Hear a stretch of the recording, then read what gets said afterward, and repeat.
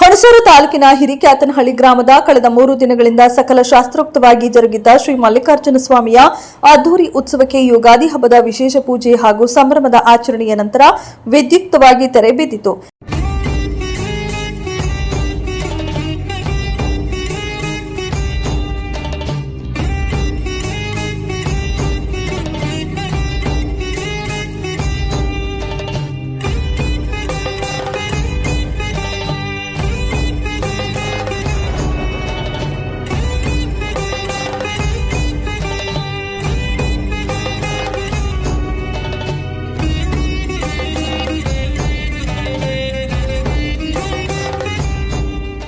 ಇನ್ನು ಶ್ರೀ ಮಲ್ಲಿಕಾರ್ಜುನ ಸ್ವಾಮಿಯ ಉತ್ಸವದ ಕೊನೆಯ ದಿನದ ವಿಶೇಷವಾಗಿ ಗ್ರಾಮ ದೇವತೆ ಮಲ್ಲಿಕಾರ್ಜುನ ಸ್ವಾಮಿ ಉತ್ಸವ ಮೂರ್ತಿಯನ್ನ ಯುಗಾದಿ ಹಬ್ಬದ ಹಿಂದಿನ ದಿನ ಗ್ರಾಮದ ಸಾವಿರಾರು ಭಕ್ತರು ಸುಮಾರು 18 ಕಿಲೋಮೀಟರ್ ದೂರದಲ್ಲಿರುವ ಸಾಲಿಗ್ರಾಮ ತಾಲೂಕಿನ ಚುಂಚನಕಟ್ಟೆ ಕಾವೇರಿ ನದಿಗೆ ಹೊತ್ತು ಮೆರವಣಿಗೆಯಲ್ಲಿ ಸಾಗಿ ಯುಗಾದಿ ಹಬ್ಬದ ದಿನ ಕಾವೇರಿಯ ಪವಿತ್ರ ಜಲದಿಂದ ಮೂರ್ತಿಯನ್ನ ಸ್ವಚ್ಛಗೊಳಿಸಿ ಪೂಜೆ ಸಲ್ಲಿಸಿ ನಂತರದಲ್ಲಿ ಅದೇ ಮಾರ್ಗವಾಗಿ ಸ್ವಾಮಿಯ ಉತ್ಸವ ಮೂರ್ತಿಯನ್ನ ಹೊತ್ತು ಮೆರವಣಿಗೆಯಲ್ಲಿ ಸಾಗಿದರು. ಇನ್ನು ಮಾರ್ಗ ಮಧ್ಯ ಸಿಗುವ ಗ್ರಾಮದ ಭಕ್ತರು ಶ್ರೀ ಮಲ್ಲಿಕಾರ್ಜುನ ಸ್ವಾಮಿಗೆ ಭಕ್ತಿಯಿಂದ ಪೂಜೆ ಸಲ್ಲಿಸಿ ಕೃತಾರ್ಥರಾದರು.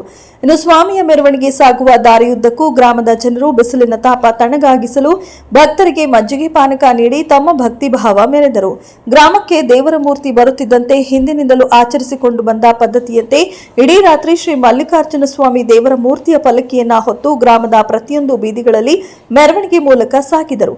ದೇವರ ಉತ್ಸವ ಮೂರ್ತಿಯು ಸಾಗುವ ದಾರಿಯುದ್ದಕ್ಕೂ ಗ್ರಾಮಸ್ಥರು ತಮ್ಮ ತಮ್ಮ ಮನೆಯ ಮುಂದೆ ಹಸುವಿನ ಗಂಜಲ ಹಾಗೂ ಸಗಣಿಯಿಂದ ಸಾರಿಸಿ ಬಣ್ಣ ಬಣ್ಣದ ರಂಗೋಲಿ ಬಿಡಿಸಿ ದೇವರು ಮನೆ ಮುಂದೆ ಬಂದಾಗ ಕುಟುಂಬ ಸಹಿತ ದೇವರಿಗೆ ಹಣ್ಣು ಕಾಯಿ ನೀಡಿ ಭಕ್ತಿಯಿಂದ ಪೂಜೆ ಮಾಡಿ ಸ್ವಾಮಿಯ ಕೃಪೆಗೆ ಪಾತ್ರರಾದರು. ಇನ್ನು ಜಾತ್ರೆಯ ಹೊನ್ನೂರು ವಿಶೇಷವಾಗಿ ಮೈಲಾಂಬೂರು ಗ್ರಾಮದ ರವಿ ಆರಾಧ್ಯರವರ ಪಂಚಾಂಗದ ಪ್ರಕಾರ ಈ ವರ್ಷ ರ ಎನ್ನುವ ಹೆಸರಿಗೆ ರಾಶಿಫಲ ಚೆನ್ನಾಗಿರುವುದರಿಂದ ರವಿ ಎನ್ನುವವರು ಈ ಬಾರಿ ಹೊನ್ನೂರು ಕಟ್ಟಿದರೆ ಉತ್ತಮ ಮಳೆ ಬೀಳುತ್ತದೆ ಎಂದು ಹೇಳುವ ಮೂಲಕ ಗ್ರಾಮದಲ್ಲಿ ಬಿಳಿ ಬಣ್ಣದ ಎತ್ತುಗಳನ್ನ ಕಟ್ಟಿ ಗ್ರಾಮದ ಸುತ್ತ ವಾದ್ಯ ತಮಟೆಯೊಂದಿಗೆ ಉಳುಮೆ ಮಾಡಿದರು. ಈ ಪದ್ಧತಿ ಆಚರಣೆಯಿಂದ ಮುಂಬರುವ ವರ್ಷ ಉತ್ತಮ ಮಳೆಯಾಗಿ ಒಳ್ಳೆ ಬೆಳೆಯಾಗತ್ತೆ ಎಂಬ ನಂಬಿಕೆ ಗ್ರಾಮಸ್ಥರದ್ದು.